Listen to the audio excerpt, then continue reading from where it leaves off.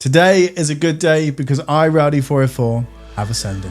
I have taken my rightful seat at the table of some of the most exquisite CS skin gods and can finally declare myself to be a proud owner of a Dragon Lore. Does it count? So a quick disclaimer, we are experiencing a bit of a heat wave here in the UK. So if I look like I'm experiencing the early stages of menopause, I'm just not built for the heat. So please stop your judging. So today we are taking a look at the latest drop from SteelSeries, which is the wireless gaming mouse Dragon Lore edition.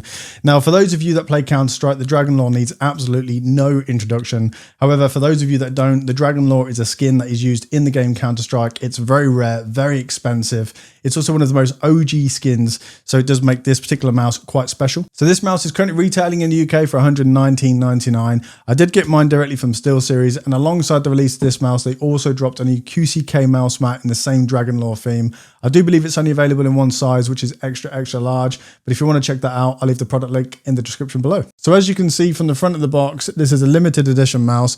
SteelSeries have done a few of these CS themed mice over the years, so it does make it a somewhat collectible item. Now with all the waffle out the way, let's get inside the box. So letting gravity do its thing, as you can see, the mouse is situated very nicely in the top there. So for all of you CS whales out there that want to display this next to your stacks of cash, you can leave it in the box like so, stick it on a shelf and call it a day. However, for those of you who do wish to use the mouse, let's see what else you get in the box. So we'll get the mouse out of the way for the moment and we'll come back to that in a bit. So underneath the packaging, the first thing you'll see is your product information guide. And then underneath there, you've got a very nice USB-A to USB-C cable, nice sort of metallic braided green. It does fit the theme of the mouse really well, and it's got a lot of flex in there, so you could definitely use this as a wired connection if you needed to. In the box, we've got a nice bit of artwork there for the fanboys, and as you can see, we've got some writing down below which says, "Open this for glory." Now, I normally wouldn't recommend opening anything with the word glory on it, but I'll take one for the team. So underneath here, we simply have our wireless adapter. So taking a look at the design of the mouse, I will say overall they've done a very nice job of sticking with the Dragon Lore theme. I love the way the dragon comes over the top of the mouse. It does look quite badass, and it definitely does a credit to the skin. It's got some nice tasteful touches in the bottom left corner there with the CS logo. I will say though, on a bit of a downside, the design does stretch in places, so I'd say the mouse is likely hydro dipped, which unfortunately does also leave it with a bit of a flat finish. I do think with some more metallics and fine touches, it would have made this mouse really pop, but it does have a sheen, which does carry it with some depth.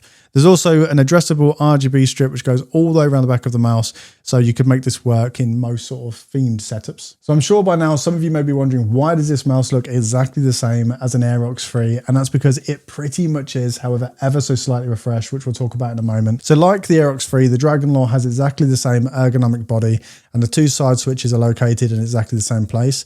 Underneath, we have exactly the same skate setup, and they share the same sensor, which is the 18K TrueMove Air optical sensor. And finally, we have the same switch where we can toggle between our Bluetooth mode and our 2.4 gigahertz mode, capable of achieving polling rates up to 1000 hertz. So what sets this mouse aside from the Aerox 3? Now, SteelSeries have confirmed that they've made two changes to the mouse, one of those being some minor adjustments to the chassis, however being very vague in what those adjustments are. If I had to guess, I would say it's to the scroll wheel, as it does sit slightly higher than the Aerox 3, and it does feel like it has a bit more resistance, which I would say is a good thing, as it will give you a bit more control in those sweaty clutch moments. So moving on to the change that I was most pleased to hear, they've finally done away with the golden micro IP54 switches. The switches in the Aerox 3 left a lot to be desired, especially in comparison to a lot of other mice on the market, as they just felt kind of squidgy and they had a lot of play in the triggers, which overall didn't make it a very nice experience. And it's one of the reasons why I actually stopped using the Aerox 3.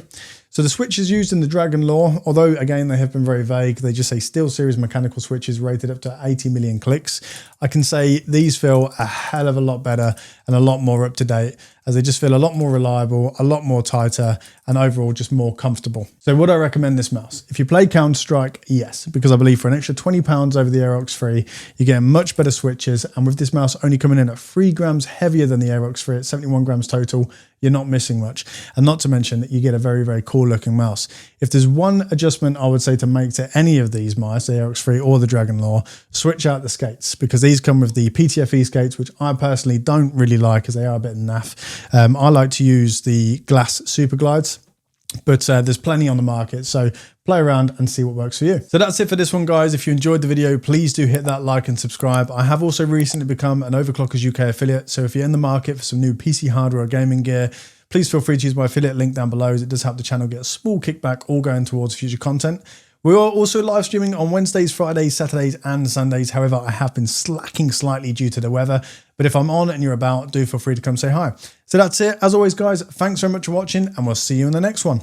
It's f***ing hot.